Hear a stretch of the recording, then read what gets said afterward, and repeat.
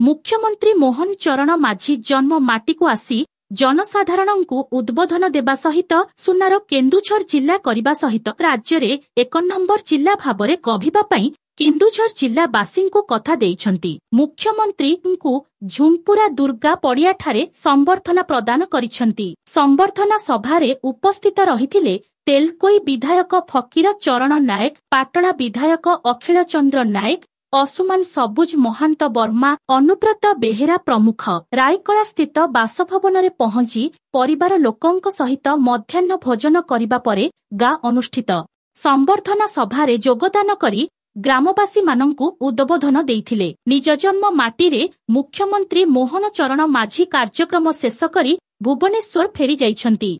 Bureau report Baitarani Khabar.